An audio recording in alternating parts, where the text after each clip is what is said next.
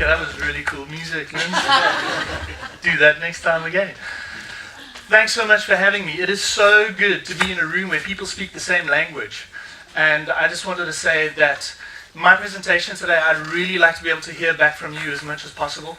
So please take the opportunity to be brave, ask questions. I've only got 7 slides, so I'm going to go very quickly, just so that we can get some interaction going. It's very important that you get as much out of this conference as you possibly can.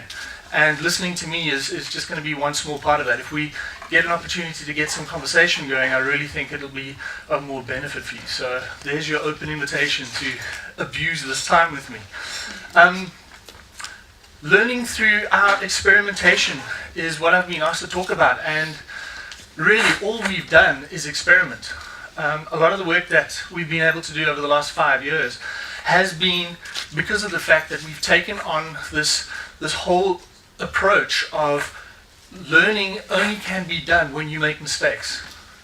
So we've had to do things very differently. Pretty picture. There we go. Cool. We had to start off with making sure that we do things that actually work, but very often the way you get to understanding what works and why it works is really where everything, as far as energy goes, is where you should be investing your time and your energy. And we had to discover what works, what doesn't work the hard way. And there's no other way to learn to walk than when you stumble and you fall. So even when it comes to this thing called online and destination marketing and all the work that we do that we get excited about, we've got to be in a position where we actually take the time to take risks. So the first thing that we had to do was pay attention to strategy, and the most important thing, and we heard it yesterday from the professor, Frank was saying that it's so important to understand the why, because strategy very often is the thing that people talk about, but it's the what. It's not the why. So for us as a destination, we've had to pay very careful attention to why are we doing what we're doing online. And those things are really just informed by research that everyone has access to.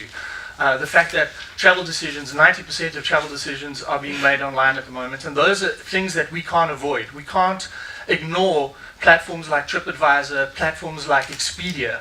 Why? Because that's where the consumer is. And you would have heard yesterday the discussion on the panel. If we don't understand our consumer, we end up just navel gazing. Are you familiar with navel gazing? You know what navel gazing means? You kind of sit down and all you do is look at your belly button.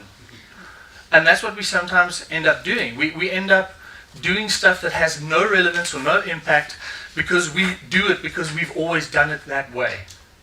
So for us, we've had to understand right from the beginning, be bold, make sure you question everything, and make those mistakes that you need to be able to learn. So that then just means that we have to encourage an environment where people can make mistakes. So in our digital team, I've got a team, I've got 12 people that report to me. We've built this happy place where people can make mistakes, and we encourage it because it's only through those mistakes that people get to actually experiment and to actually do stuff that they need to do. So we really are paying very large amounts of time and energy goes into making those mistakes.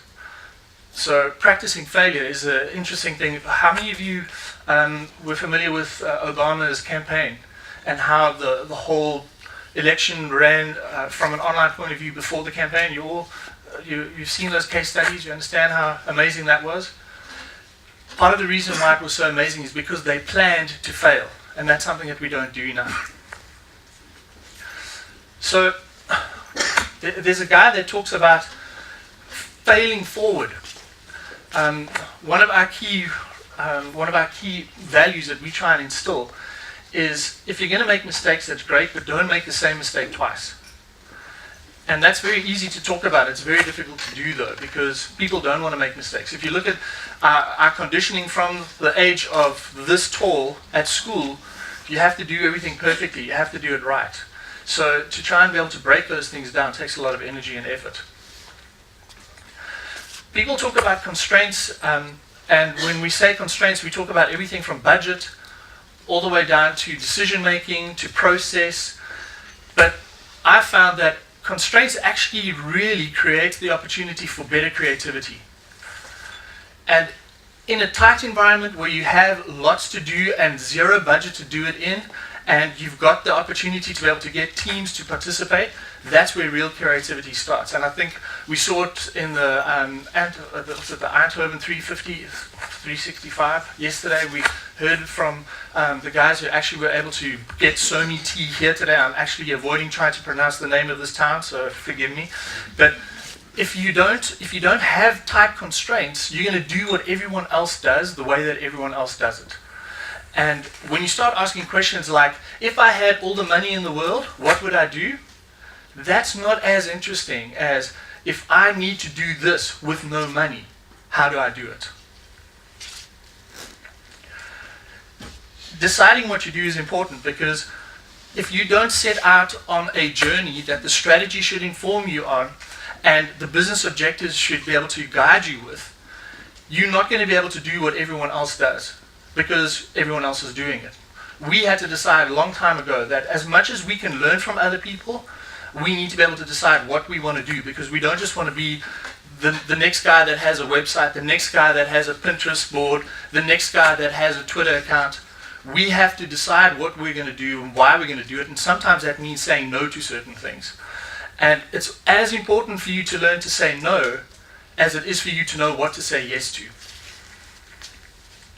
This is something that I think I've had to work very hard at. In the 5 years that I've been at SA Tourism, I've decided that it makes no sense to ask for permission, because no one understands what we do or how we do it or why we do it. So very often I'm the one that just does things and then goes and says, oh, by the way, this is what we did. We started at scale. We tested it. We were very responsible. We tried it at this kind of level, and then we blew it up, and look at how amazing it is. That's a much easier conversation to have when you have all that data and you have all of the work that you've done in a presentable way, and people have that conversation, as opposed to going, I really think we should pay attention to social media. And people go, why should we pay attention to social media? When you show them the work that you've done, and you actually present it in a way that you can bring it back to how the strategy and the business objectives work, suddenly that conversation changes dramatically.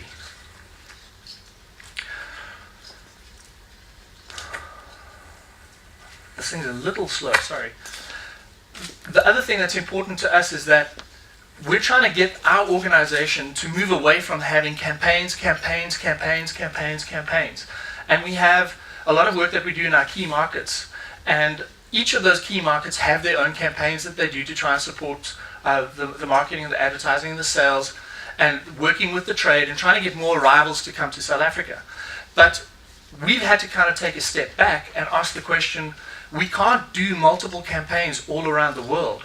In the world that we live in today, borders are no longer what they used to be. So things are overlapping, they're bleeding into each other, especially online. So we need to be able to be consistent in the brand and in the messaging work that we do to make sure that we actually speak about South Africa in a way that everyone recognizes that it's the one South Africa.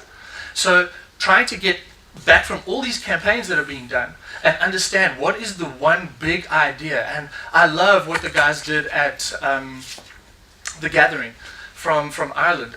One big idea that resonates well with people, allows people to connect to it, and allows people to be able to move where you want them to go. So coming up with one really good global idea and creating one campaign that everyone can take ownership of, make it their own, and actually have it work in Germany, have it work in Italy, have it work in France, also have it work where language isn't always a problem, but actually culture still remains. England, the US, and Australia. We often forget that the work that we have to do has to be localized to the point where it makes sense for the people who are actually consuming the information.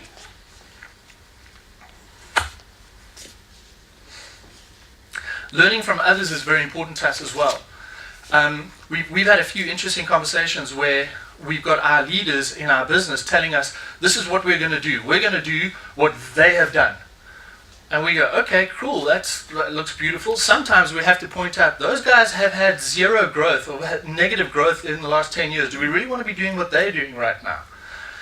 So questioning everything that needs to be questioned in a way that you don't try and dismiss everything, but you're trying to understand that that thirst and that learning that you need to be able to get from other people has to be something that you can apply to your thinking in a way that's not going to detract from what you're doing, but you're going to be able to see what you can learn from other people. And what we've learned very often doesn't come from the travel segment. Very often we've learned from other industries, and we've played with ideas, again at scale, to see how well these things can work. Oh hell, too many buttons. Alright, so I've got 4 clips that I'm going to show you. The first is one of the things that I'm going to encourage you to pay attention to, because this may be one of the learnings that you wouldn't want to apply in your destination marketing.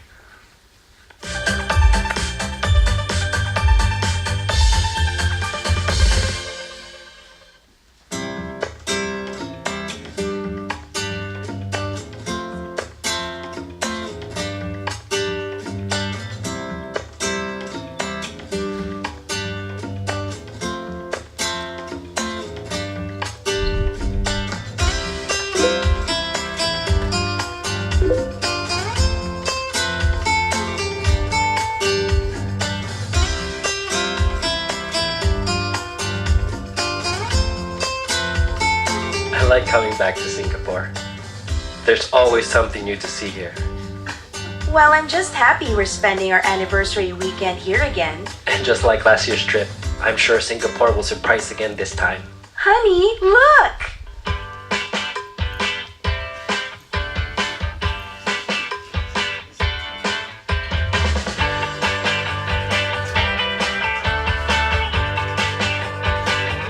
Oh, let's go there.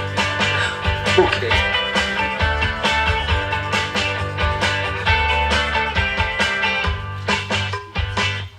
Wow, amazing.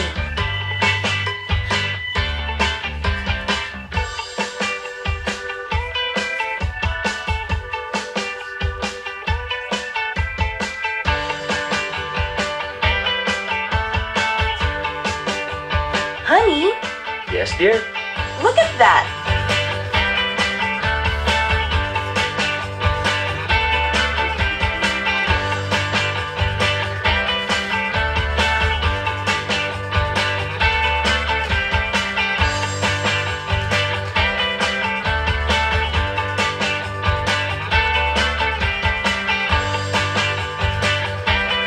Look, honey, I have something for you.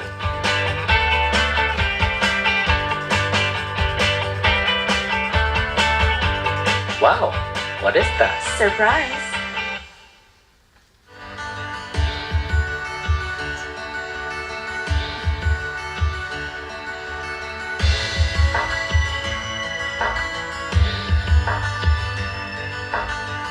Here's my surprise for you.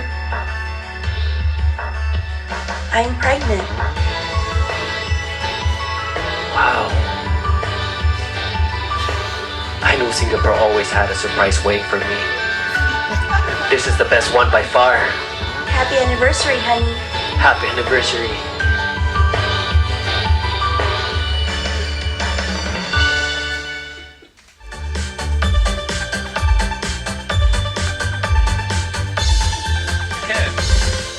So I don't think I have to point out the obvious there. So just, I mean, it's a beautiful piece of communication. What they did wrong was, sorry, that's. You have to ask the why question. Yeah, we do. Yeah. Let's move on, all right? What was amazing to me was, okay, so this got a huge amount of attention, and what happened was they pulled it. They pulled it. So pulling it off the social universe the way that they did caused even more, kind of interest in what was, how could it be so bad? Of course, I was one of those people that were like, I couldn't be that bad, surely.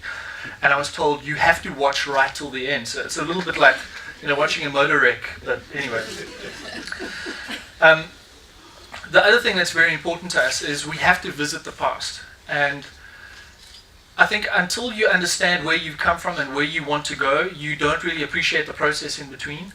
And the fact that it's taken us 5 years to have started this journey and the trajectory that we're now on is pretty exciting, but at the same time you've always got to keep checking back on what you've done and how you've done it, because if you don't keep checking back, you lose your way. So I want to show you just one of the one of the clips that we did. This is probably one of the most expensive learnings we had.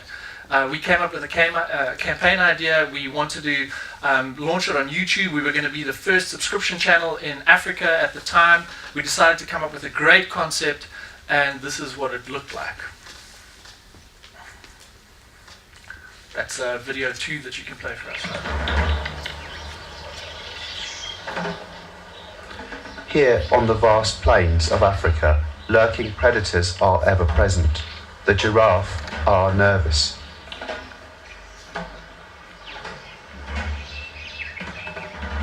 Danger is around every corner. The herds live with the harsh laws of nature. In the shade of the acacia trees, a pride of lions rests after a kill. They know the familiar sight of tomato sauce.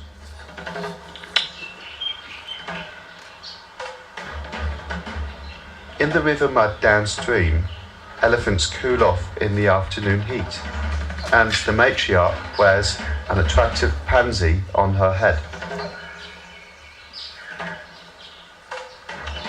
These are the dramas and perils of life in the African bush.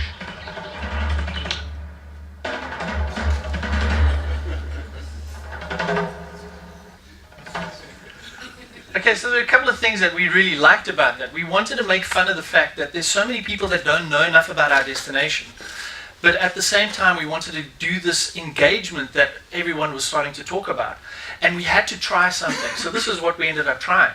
Now, if you go back to the original YouTube channel and you see how we were trying to get people to upload videos and things, we realized that the campaign, while there were certain things that we had a lot of fun doing and we got some great response, it was so difficult to get that campaign mechanic to work that people weren't able to engage. And this was in 2008. This was September 2008. So while we wanted to play and experiment in certain things, we learned lessons like make it easy for people to find, make it easy for them to do, and make it easy for them to share.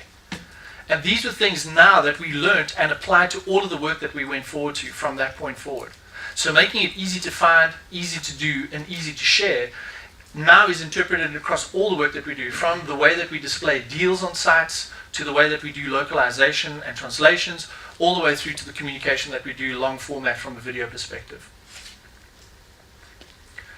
The other thing that we obviously need to pay attention to is understanding what's important for us to be able to measure. Measurement is very important if you're managing something. If you can't measure it, you can't manage it. And that was an important lesson for us to learn as well. And there's a lot of talk about, what is important and how you should be able to pay attention to it. And our metrics are massive. We really do try and measure everything. But what we choose to communicate and how we take that up the chain is very important to us as well. Because when it comes to budget, we've got to be able to put the right numbers in front of people. Ultimately, everything that we do has to translate into arrivals. So all I'm doing here is just showing you some of the ways that we communicate internally to be able to get that tracking and get the information up the chain.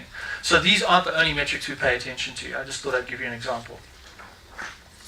All right, so next video, please.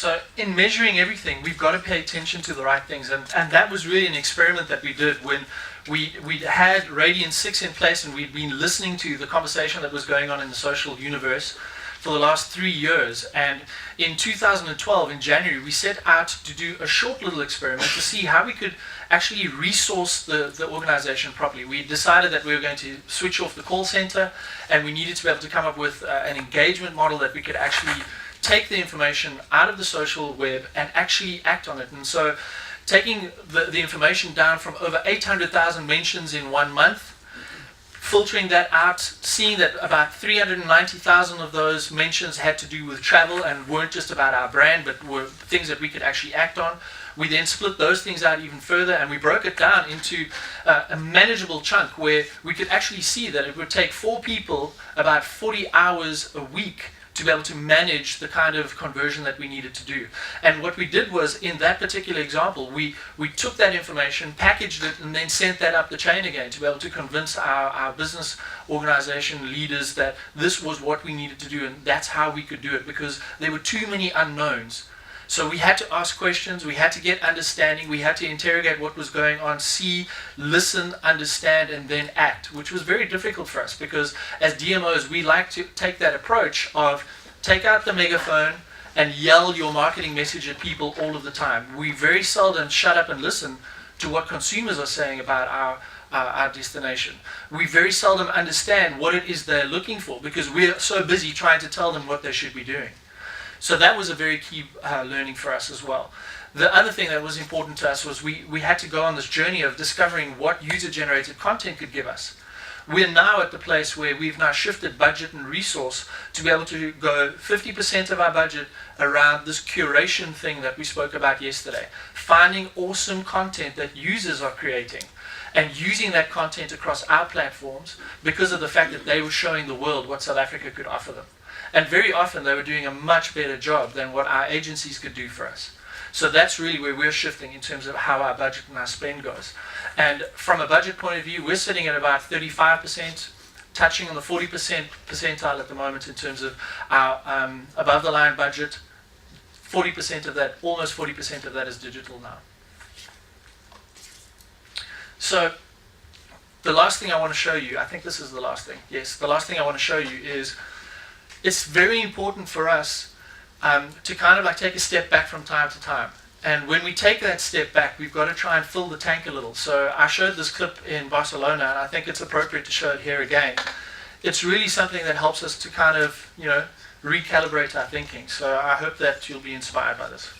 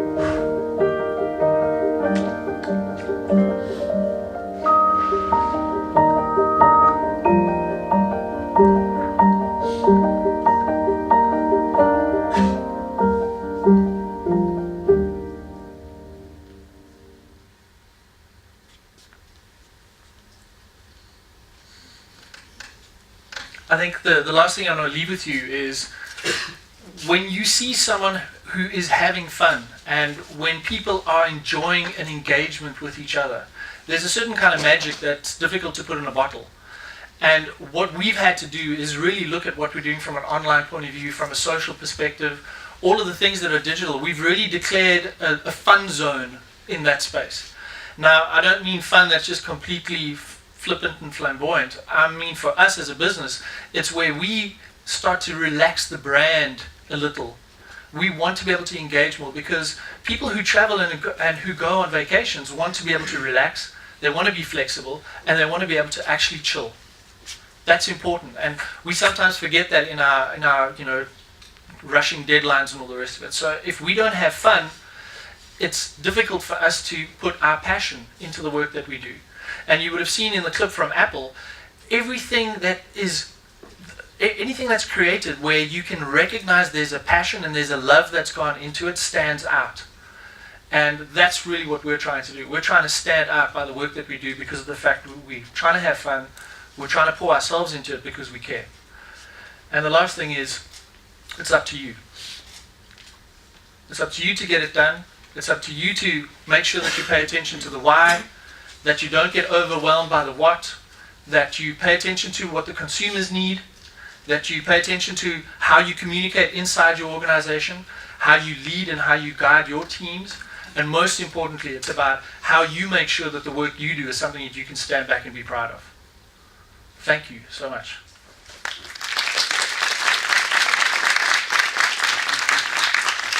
Thank you, William. And I'm now looking at the audience, as William said, he's very much looking forward to asking some questions, or getting some questions from the audience. And we already have one.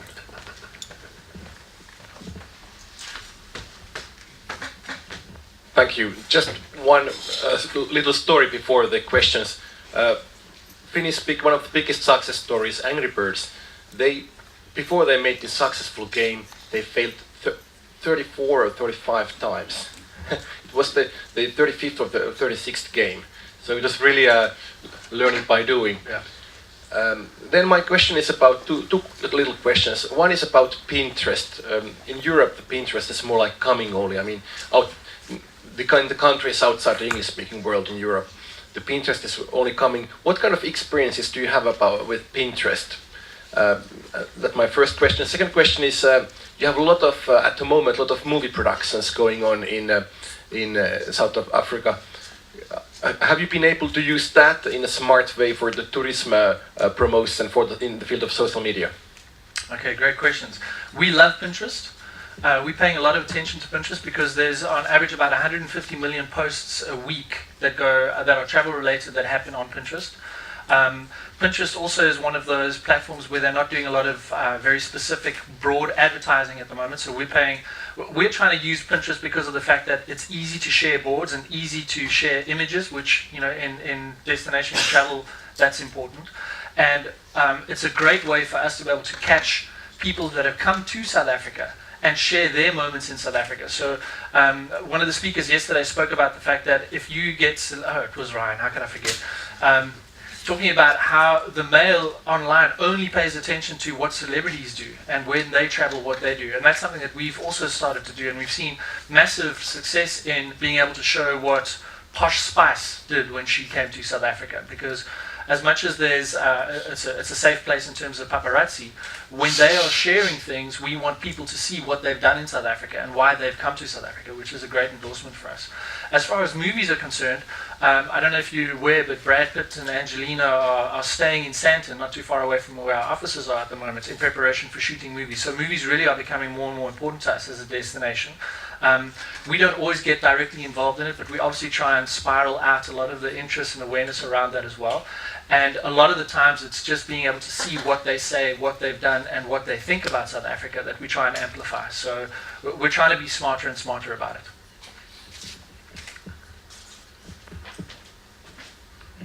Hi, I was just wondering, you were saying you have to say no to certain things, but on the other hand you can't deny platforms like TripAdvisor.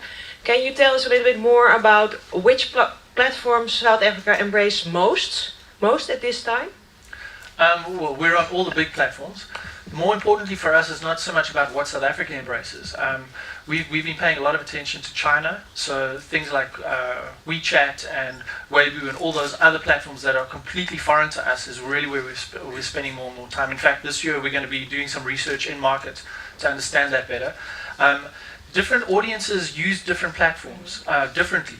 So I remember when we started out in the Netherlands, there was the Hives platform was more popular than what was happening on Facebook. So we paid attention to that environment. We also have to be very careful that we don't just do the same work across every platform. You don't just want to shovel your work here in Facebook and then try and expect the same stuff to just magically work in Pinterest. You have to be very, very specific about what you do. When I mentioned learning how to say no to certain things, that very often has more to do with when you're working on campaigns and you're putting your channel mix together. Very often the temptation is there for people to say, well, let's talk about safety and security. Let's talk about value for money. Let's also make sure that the ad has a spread, a diversity of what South Africa has to offer. Often we have to say, no, let's do one thing really well. Let's come up with a campaign that has one solid message that communicates well across different audiences, rather than trying to put 10 things into one and expect that thing that ends up being so diluted to have some kind of impact. Other questions?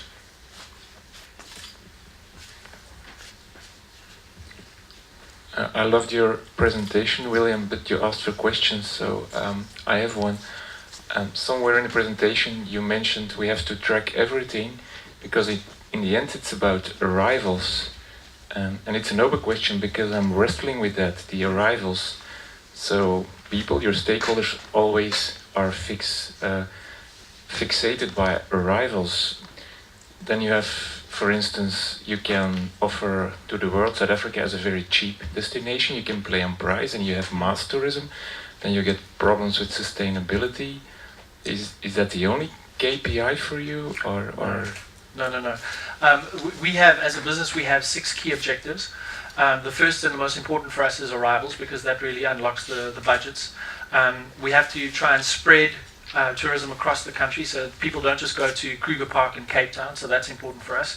We have to try and make it easy for them to increase their length of stay. So going from a 4-day trip to a 5 or a 6-day trip, they can extend easily. We have to make sure that we can actually get their spend up as well. So what can we get them to do to spend more money? The last thing is around our transformation, which we spoke about yesterday. So that's how do we as a tourism authority get businesses enabled to start up more travel-related businesses. And I'm missing one. Spend, arrivals, stay, spread, and I'll tweet it later. But there are 6 key objectives that we pay attention to. So arrivals really just informs us to where we do our marketing work, because of the fact that it's easier for us to take our budget and spend it in the States if the States are giving us over 500,000 arrivals each year, rather than trying to take budget and spread it across the entire planet and then see dilution there. So those are the things that we pay attention to. Digital has a whole bunch of other metrics that sit under that. So we have very boring metrics in some instances. So for us, it's around increasing our engagement in the social space. It's increasing web traffic, which sometimes is a two-edged sword, because if I look at how well our traffic's doing on TripAdvisor, it's much easier for us to actually turn dials in TripAdvisor to see more traffic happen there than it is very often to drive people to our platforms. So we're constantly, changing the dials and working the levers. For expenditure, can you have the data of the Visa card companies as well? Yeah. We work with the Department of Home Affairs. So when people travel to South Africa, we get all the passport information as they're coming through the different entry points within the country. And on average, we get about 12 million arrivals out of the rest of Africa, and we get about 3 million arrivals from our air markets. So those are the numbers that we kind of live and die by. Do you hear me? No? Yeah. Yes. So I have a question about the content production. How do you feel, what works best at the moment? Is it like constant flow of different kind of content, or more like a campaign-based, more maybe high quality one-off content? We continue to do our own production. That's something that won't go away. Before the Soccer World Cup, we actually embarked on a pretty adventurous campaign where we decided to try and unscript things and actually get people to experience South Africa and hear firsthand what they were saying about their experiences. So we identified couples out of each of our core markets, and since then, each year, we've been trying to add to that volume of work.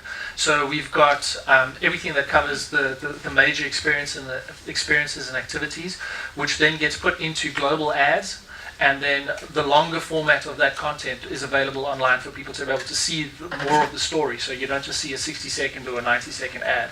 So what we're doing now is we're paying more attention to how we can get great user-generated content and start using that in the mix, so that we can actually remix our content and make sure that it's more appropriate and broken down into smaller pieces for everyone to be able to enjoy. All right, and then do you have something that's been really successful, some success project or something you want to share?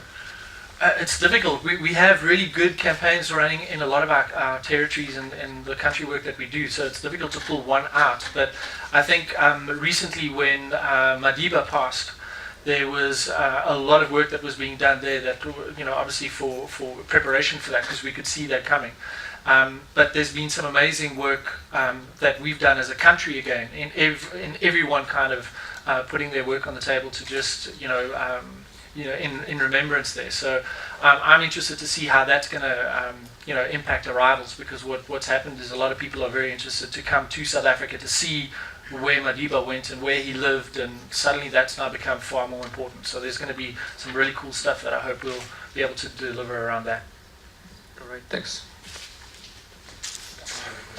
On this side, maybe. Yeah.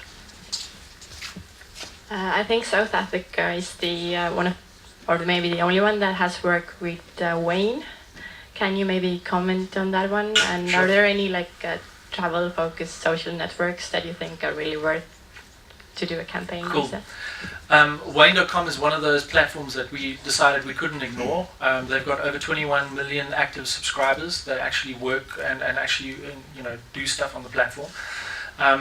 We've built up a very big fan base within Wayne.com.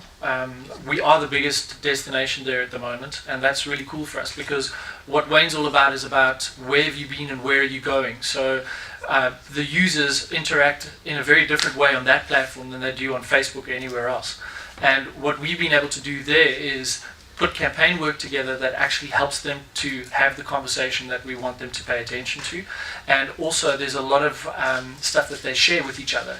When you go to Johannesburg, make sure you go to Neighbour Goods, make sure you go to Arts on Main.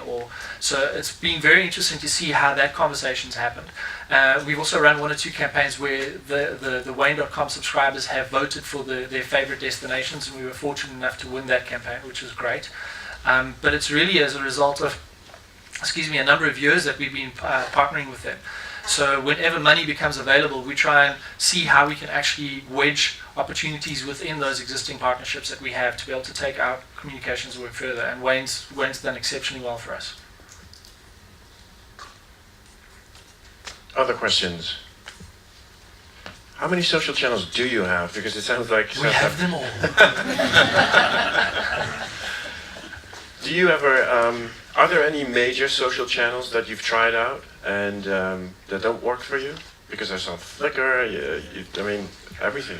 Look, I've been very surprised at how. I remember at the last conference that we were at, everyone was talking about Google Plus and going, oh well, who cares about Google Plus? It's been one of our most successful projects that we've run. It's been insane. It really has been insane. So we get surprised from time to time. Sometimes it makes perfect sense on paper, but when you start doing things in that environment, it takes a lot of time to get things going. I think the platform that we're most excited about at the moment is around. There's some very interesting space between Pinterest and Instagram. So those two are working very, very well for us at the moment. But again, it depends on how well it works in those key markets that we're trying to influence. It doesn't always just work across, blindly across all the different territories that we're in. Thank you.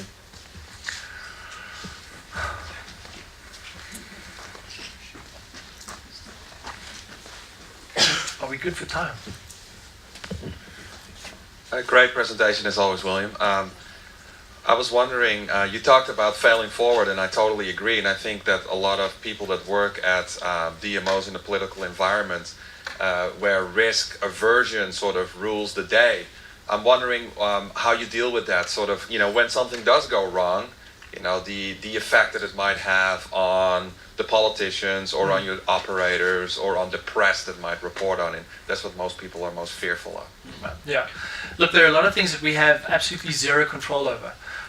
Those of you who are familiar with what's going on in South Africa at the moment, you'll know that there's the whole Oscar Pistorius trial that's taking place. And that's interesting because when something like that happens, suddenly everybody has an opinion on what should be done, particularly from a travel point of view. So now you've got politicians that have no engagement whatsoever in travel that now are suddenly giving you advice on how to solve things that are seemingly completely unrelated but still have an impact. As far as how we deal with failure, we try and if we're going to fail, we try and control the environment. So we kind of, if you're going to detonate the hand grenade, stick it underneath the bomb blanket type of thing. Only when we see what really works well for us do we then try and scale it up. But there are times where things go horribly wrong that we have no control over, that we have to react to, which sometimes becomes difficult. And sometimes it's got nothing to do with digital either. I mean, we've just recently had 3 new shows that are coming into South Africa. We do a big travel trade show in May. And now all of a sudden there are 3 other shows, and now everybody believes that we are completely threatened by these other shows. So people are all reacting and freaking out and going ballistic, and we're kind of like watching that happen over there, but still trying to pay attention to everything over here. It's not easy because of the fact that the stuff that's important for us very often has got nothing to do with where the explosion happens up here in the political sphere. So we try and remain calm and keep going on. But at the same time, where we can exercise any kind of influence or control, we try and be proactive as much as we possibly can. Because often we'll see things from a trending and from an ORM point of view before they actually hit. So those of you who saw the Devani incident that took place, we actually saw that happening online, and we were able to do a lot of things in about 6 to 12 hours before it actually made mainstream press. And we were able to act and respond a lot quicker because of the fact that we were using social monitoring at that time. It doesn't make it any easier, it just gives us a little more information to work on before it actually becomes completely out of control. Great, thank you, William. Thank you for a great presentation, and thanks everyone for some great questions.